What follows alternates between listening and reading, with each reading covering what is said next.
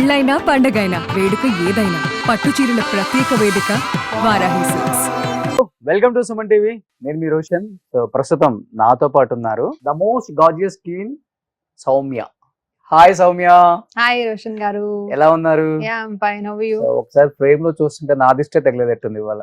అయ్యో, అంత అందంగా ఉందా ఫ్రేమ్? అవును, ఇంటికి వెళ్ళిన తర్వాత అందరూ అమ్మలు అలా నేను అడిగింది, ఫ్రేమ్ అంతా అందంగా ఉందా? ఎర్రనీళ్ళతో తీసేస్తారంట కదా, మీరు వాళ్ళు ఫుల్ ఎర్రగానే ఉండిపోయారు మొత్తం. లేదండి, మేకప్ వేసుకున్నావు కాబట్టి బాగున్నావు అంతే. అంటే ఇది మేకప్ అందమా?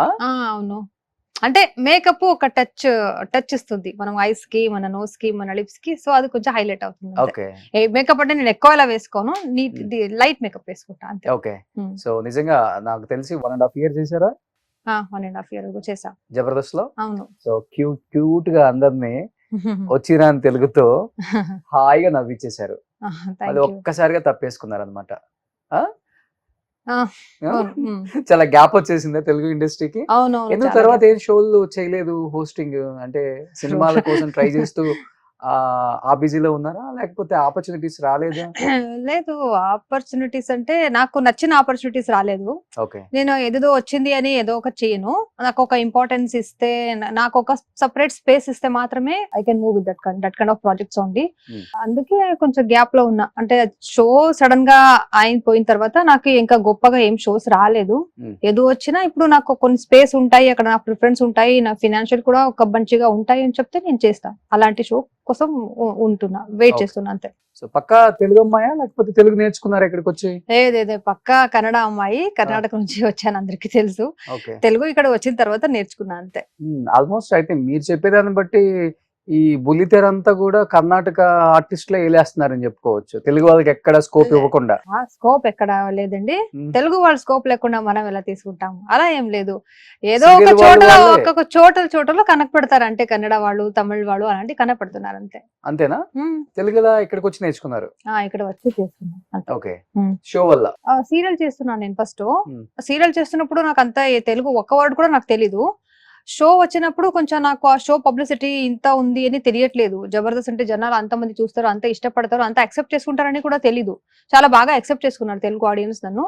అప్పుడు నాకు తెలుగు మీద అభిమానం ఇంకా ఎక్కువ పెరిగింది. అంటే ఇప్పుడు నా మాతృభాష మీద నాకు అభిమానం ఉంది. నా మాతృభాష it's like my mother. Okay, కానీ ఇప్పుడు ఏమైందంటే నాకు ఒక లైఫ్ లో ఒక టర్నింగ్ పాయింట్ ఇచ్చింది Telugu. Of course Telugu and Telugu audience. So దానికోసం తెలుగు మీద ఇంకా ఎక్కువ అభిమానం వచ్చింది. అంటే నా మదర్ నన్ను చూసుకుంటే అది వాళ్ళ కర్తవ్యం, వాళ్ళు చూసుకుంటారు బికాజ్ నేను వాళ్ళ డాటర్ అని. ఓకే, కానీ నా పక్కింట్లో వాళ్ళు నన్ను ప్రేమంగా చూసుకుంటే నాకు వాళ్ళ మీద ప్రేమంతో అభిమానం కూడా, అఫెక్షన్ కూడా ఎక్కువ అయిపోతుంది కదా. అలాగే ప్రేమ విత్ అభిమానం నాకు తెలుగు మీద ఉంది. నాకు ఇంకా తెలుగు మంచిగా నేర్పించుకోవాలి, కంటిన్యూస్ గా తెలుగులోనే మాట్లాడాలి అని అనుకుంటున్నా. 1.5 years లో తెలుగులో ఆల్మోస్ట్ ఎక్కడికి వెళ్ళినా కానీ సౌమ్య అనే ఒక ఐడెంటిటీ ఉంది. ఇప్పుడు ఇప్పుడు కూడా నేను జబర్దస్త్ వదిలేసి 1 year అయినా కూడా ఇప్పుడు కూడా ఆడియన్స్ సౌమ్య గారు జబర్దస్త్ యాంకర్ అనే గుర్తిస్తారు. అలాంటి ఒక గుర్తింపు ఇచ్చింది తెలుగు నాకు.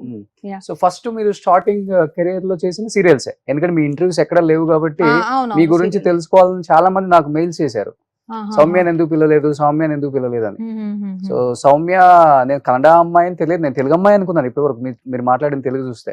తర్వాత తెలిసింది ఓకే ఈ అమ్మాయి కన్నడ అమ్మాయి అని.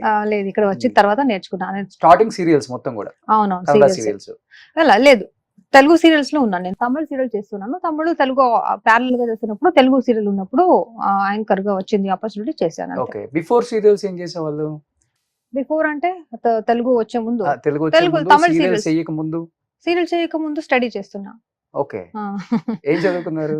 నేను I had done my double graduation in journalism and mass communication. Before that I had been working as an anchor and news reader in Kannada industry. అవునా? అవునవును, కన్నడలో నేను యాంకరింగ్ చేశాను కాబట్టి నాకు ఒక స్టేజ్ సెన్స్ అనేది ఉంది. బికాజ్ ఇక్కడ ఏమైందంటే నాకు తెలియకుండా లాంగ్వేజ్ లో నేను చేస్తున్నప్పుడు అది కామెడీగా కన్వర్ట్ అవుతుంది, అది ఆడియన్స్ కి అది ఆ తెలుగు కొంచెం నచ్చింది కాబట్టి యాక్సెప్ట్ చేసుకున్నారు ఆడియన్స్. నేను స్టార్టింగ్ ఏం అనుకున్నానంటే ఆడియన్స్ అసలు నన్ను యాక్సెప్ట్ చేయరు, ఈ అమ్మాయికి తెలుగు రాదు ఎందుకు తీసుకొచ్చారని తిడతారు అని. నేను కంపెనీతో ముందు చూడండి, నేను 1 month చేస్తా, ఆడియన్స్ నచ్చితే కంటిన్యూ చేస్తాను, లేదంటే నేను కంటిన్యూ చేయను అని చెప్పాను. చూస్తే ఆడియన్స్ చాలా బాగా యాక్సెప్ట్ చేసుకున్నారు. సో అది నాకు కొంచెం ఏంటి పాజిటివ్ థింగ్స్ వచ్చేసింది.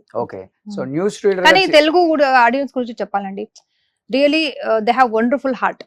ఎక్కడ వెళ్ళినా నేను తెలుగుని నా end, I mean I'm talking about Telugu జనాలు, not about Telugu industry. Telugu జనాలు చాలా విశాలంగా ఉన్నారండి. తెలుగు వాళ్ళు ఎప్పుడు ప్రేమిస్తే ఇంకంతే. చాలా ప్రేమిస్తారండి. వీళ్ళు కన్నడ, వీళ్ళు తమిళ, వీళ్ళు మలయాళం ఎందుకు ప్రేమించాలి అలాంటి ఆ చిన్న చిన్న మెంటాలిటీ ఏం లేదు. కొంత స్టేట్ వాళ్ళు ఉంది. ఏది స్టేట్ అనేది మీకు తెలుసు అనుకుంటా. మనదే చూడాలి, మనదే ఇంట్లో చెల్లి కాదు. ఓకే, ఎవరు బాగా చేస్తారో, ఎవరు ఎంటర్టైన్ చేస్తారో వాళ్ళని ఎంకరేజ్ చేస్తారు అంటే. ఎందుకంటే తెలుగు ఆడియన్స్ ప్రేమించకపోతే బిగ్ బాస్ లో నిఖిల్ విన్నర్ అవ్వడు కదా. అవును, నిఖిల్ తెలుగు కన్నడ వాళ్ళే ఓట్ చేస్తారు కదా. నిఖిల్ కన్నడ కదా. ఎగ్జాక్ట్లీ అది నిజమే. ఇక్కడ కన్నడ, తమిళ్ అది రాదు. ఇక్కడ ఎవరు మంచిగా ఎంటర్టైన్ చేస్తారు, ఎవరు హార్ట్ గెలిచారు, జనాలు హృదయాన్ని గెలిచారు, అది కదా ఇంపార్టెంట్ ఇక్కడ. సో అదిని వాళ్ళు చాలా బాగా యాక్సెప్ట్ చేసుకుంటారు. అలాంటిది ఏం